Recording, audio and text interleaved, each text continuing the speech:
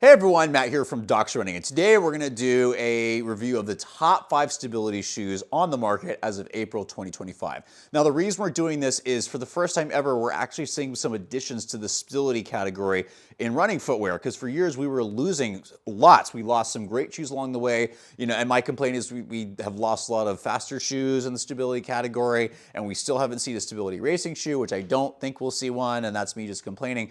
But there are some actually really good options now. We talk about stability at Doctors Running because I actually have stability needs and I typically do best in stability shoes. But we also need to know that there's a variety of people out there, and different people have different needs. There are still plenty of people that do really well in the stability category, and we want to help you figure out which one of these might work best for you, because every one of these shoes are different and they're going to work for different people. So without further ado, let's jump into this. Now I'm going to put this down because I am going to drop these, and that's going to look really awkward on the video, because I also need to explain to you who needs stability, right? So that's a very common question we get on YouTube, on different areas, and this unfortunately isn't as simple as you might think. The simplest answer is, hey, if you put a stability shoe on, it feels really comfortable, you're not getting injured, it makes you feel like you can run better, or you run further with this, it's more comfortable, that's probably one of the best things, right? That's going to what's called Benonig's comfort filter, which is one of the ways that we've been able to determine how shoes might work better for certain people, and you're not going to know that until you get your feet in the shoe. There are some other things that may help predict whether a stability shoe might work for you, and it really comes down to your history of injuries. If you have a history of pronation-related injuries, and pronation just describes a triplanar, meaning 3 different components to this, motion where when you land, you need to, your medial arch needs to collapse inwards to allow you to shock absorb, and then an arch needs to reform as you push off to create a stiff lever, i.e. your foot, to push off from. So pronation isn't a bad thing. It describes a series of movements. So just to clarify that, not a pathology. If you say, I pronate, you're supposed to pronate. People that don't pronate actually tend to have more bone stress injuries because they can't shock absorb well. So it is a good thing. Some people, though, have trouble controlling that motion, just like any part of the body. You want to have good control of it. If you don't, it can just put a little extra stress in certain areas. That's the reason I'm telling you this, is because when I started in running, I was told working in running stores, if you see anybody pronate, they need a stability shoe. That's not true. It describes a motion. If you have a history of pronation-related injuries, like some of the muscles that generally help you control that, like the posterior tibialis, the anterior tibialis, and a lot of people are going to equate this with shin splints. So shin splints might be, that's a general term, might be a situation where, hey, if you put a stability shoe on, you feel better, you might need one. Plantar fasciitis, certain people, if you put them in a stability shoe, it relieves a lot of the symptoms. That also might be an individual that benefits from a stability shoe. There are certain people that have Achilles tendon problems related to pronation. If that is the case, if you have a history of those kind of things, you might benefit going forward with a stability shoe for the majority of your miles, your daily training miles. Doesn't mean you can't run a neutral shoe, doesn't mean you can't run a neutral racing shoe. It just means that you may benefit from a prevention standpoint or doing better standpoint with some of these shoes. So let's talk about these. The best place to start, especially if you're a newer runner, because this is one of the more simple stability shoes, and I mean that in a positive way, is the Asics GT-2000 13. Now, this is one of the lighter shoes. It comes in at 272 grams or 274 grams or 9.7 ounces in my size 10. It's 36.5 in the heel, 28.5 the forefoot for an 8mm drop. So it's more moderate stack of a lot of these shoes because everything is gone super maximal. This is a great place to start. It's not the craziest shoe. It's simple. It's slightly firm. There's a little bit of flexibility here. A slightly snug fit. So if you have a little bit more narrow foot or normal foot and want a snug fit, this is going to work really well. This shoe has improved so much. It's got a really smooth heel transition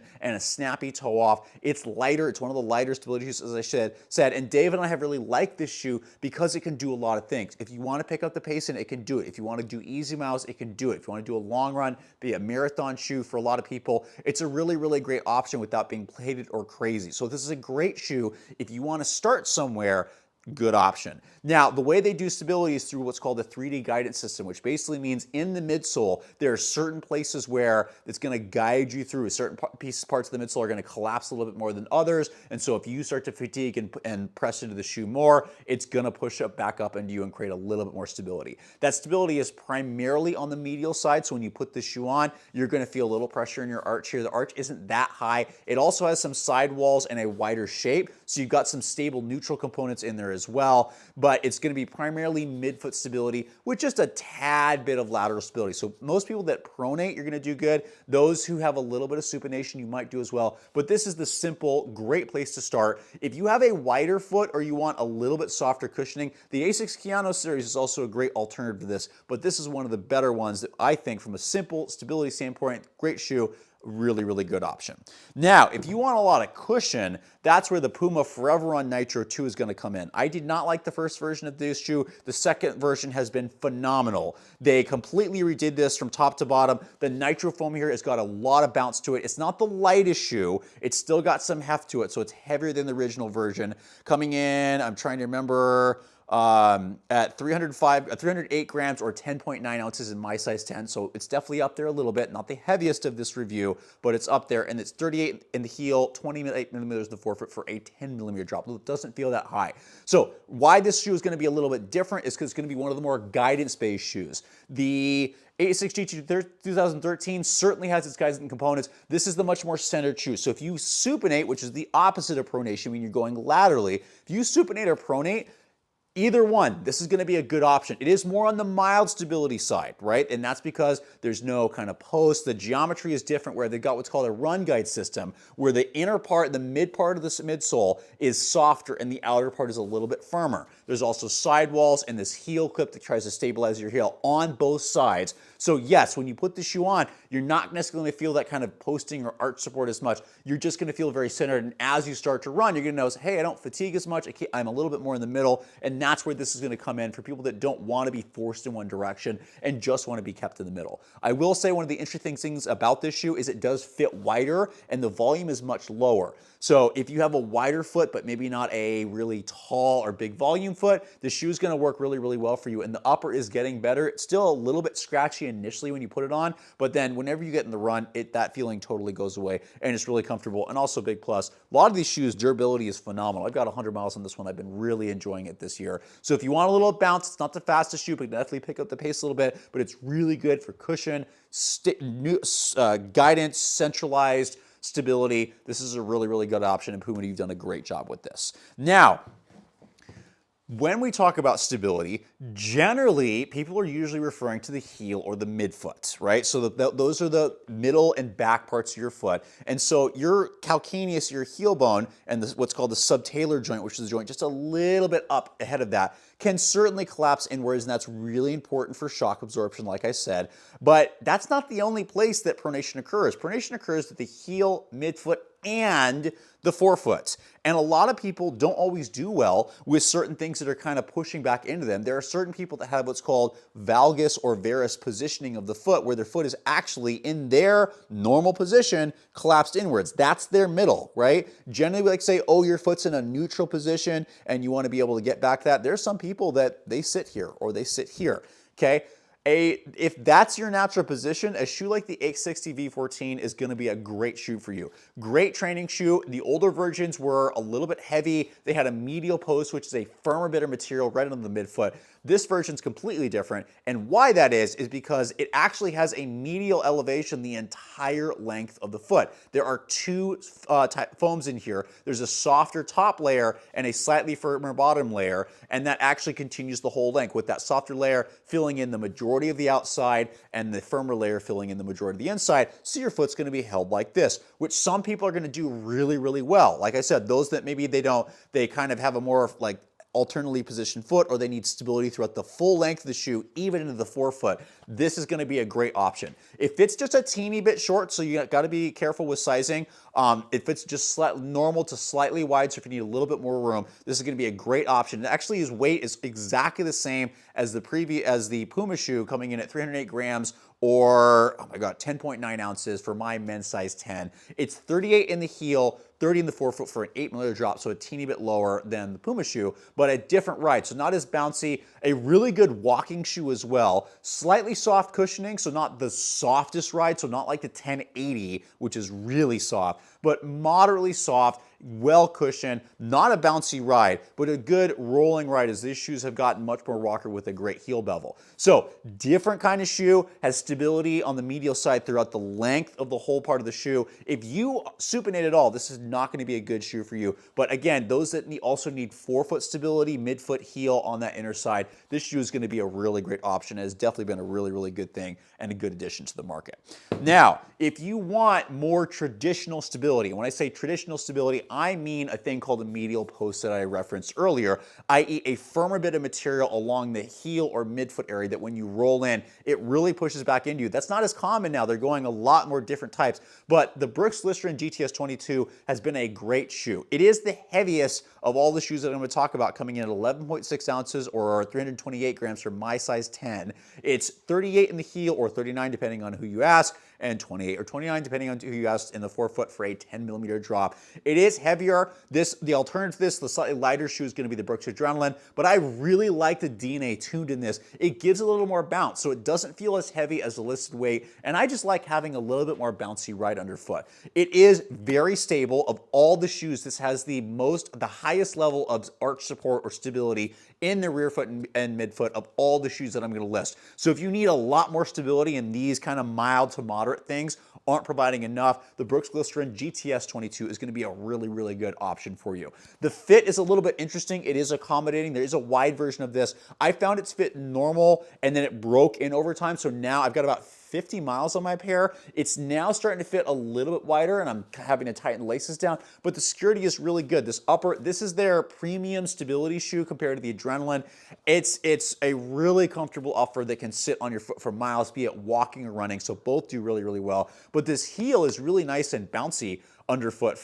It's not a soft ride. I would say it's like fairly well balanced, where it's not soft or firm. It just sits right nicely in the middle, but there's a little bit bounce here that feels really, really good underfoot. And like I said, offsets that weight. So if you're someone that needs a higher level of stability, a lot of the shoes out there aren't providing you enough medial support, this is going to be a really great option. Now, Brooks does say that there's supposed to be a lateral guide rail, but I will say that this is mostly medial support. So higher medial support needs is going to be a great option.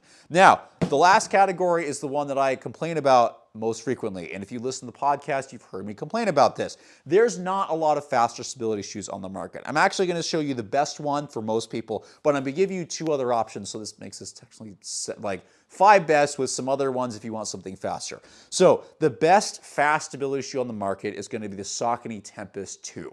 Now, it's not my favorite. I think it is the best shoe for most people. It doesn't work as well for me, and I'll explain why. But if you want to run fast, if you're looking for a shoe that can handle racing, this is going to be one of the better options. It is the lightest stability shoe, or at least tied for the lightest stability shoe with a super foam in it. There is a lighter one, but coming from the Brooks Hyperion GTS 2. But if you want a super foam, this is one of the lightest ones. So it's coming in at 9.6 ounces or 272 grams. So really light. It's got a full length of ForeverRun PB, which is one of their super foams. It is on the firmer end throughout. This is not a soft shoe. This kind of feels like the version 1 of the Saucony Endorphin Pro, or a firmer ForeverRun PB. That's what's in here. What's different about this shoe is there is quite a bit of support here. Now, it's supposed to be similar to Puma, where you have this central layer of ForeverRun PB and this external layer of ForeverRun that's firmer, but what ends up happening is you actually get more on the midfoot. So if you need heel or midfoot support, this shoe actually provides quite a bit of it.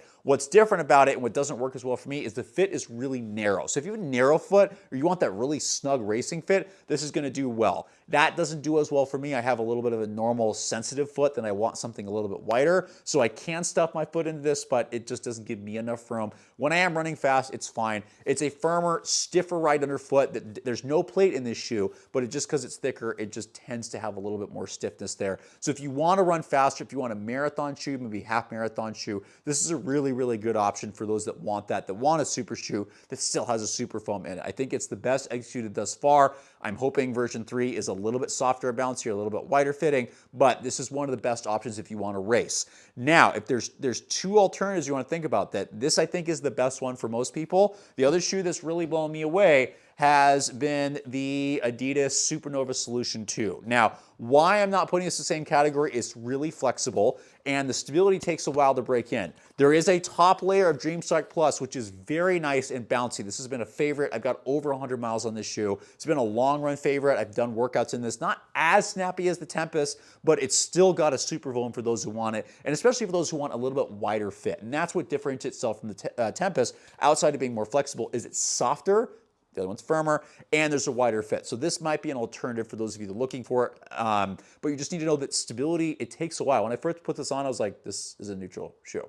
And then gave it a few runs. The stability is mostly in the heel. So if you need a lot of rear foot stability, especially like medial side, it's going to be really good. It's going to push you laterally, so those that have any lateral sensitivities, be careful. And if you have any forefoot stability, it's not going to do as well. But if you want softer, a little bit better ability to turn over, this is also a really good option. Finally, the last shout out that I got to give, this shoe needs some work. It's it's on its way. It needs some work. Durability is phenomenal, but the Mountain Coast P1 is another one that I would say, hey, if you're an ultra marathoner on road or you're running long distances and you want a shoe with forefoot stability, this is one of the few options out there on the market. So this was recently debuted in 2024. It does have light cell, so it's got a full-length Puma foam. It's 37 the heel, 27 the forefoot. It comes in at 10.3 ounces in my size 10, which is, I'm blanking on how many grams that. I'm sorry, it's been a long week. But 10.3 ounces in my size 10, so on the lighter side of a lot of these, not the lightest. The Puma-based midsole foam is nice. It's not as bouncy as I would like. It tends to be very shock absorbing, but I have found this shoe to be really awesome. This shoe has 80 miles on it. The outsole is doing phenomenal, so durability is great. But if you're running longer miles and you need some forefoot stability, the way this thing is set up is there's this interesting plate in here that comes along here and extends up that will really help balance for those who collapse at the forefoot specifically. And it's also lighter, so if you want to run a little bit quicker, a little bit longer, this is great. I think the upper and the rear foot needs a little work because this is just a little bit clunky back here, and it does break in on longer miles, and the fit is just a little bit short, so just be careful of sizing.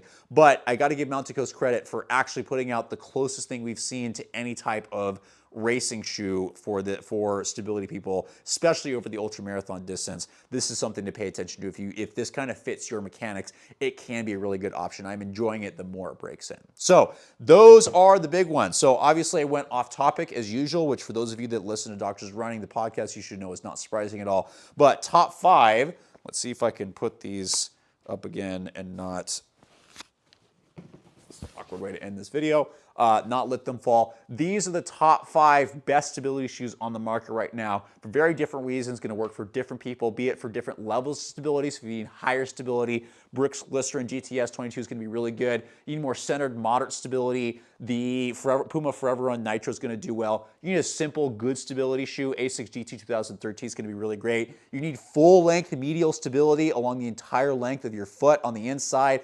The New Balance 860 V14 is going to be really good. And if you want something faster, the Saucony Tempus is one of the best options out there with a few alternatives for those that need it. As always, please let me know in your comments below if you agree or disagree with this, because everybody's feet are different and people respond differently to this stuff, which of course makes it challenging, but that's why we really take the effort to try to educate you on this stuff. This is an educational channel. We are not influencers. That is not our goal. Our goal is to help you and educate you so that not only you learn this stuff and you get better understanding this, but also so you can apply it to yourself and figure out what works best for you, because that's really what we want. So you can figure out what's best for you, focus on your run, not get injured, and go out and enjoy the miles.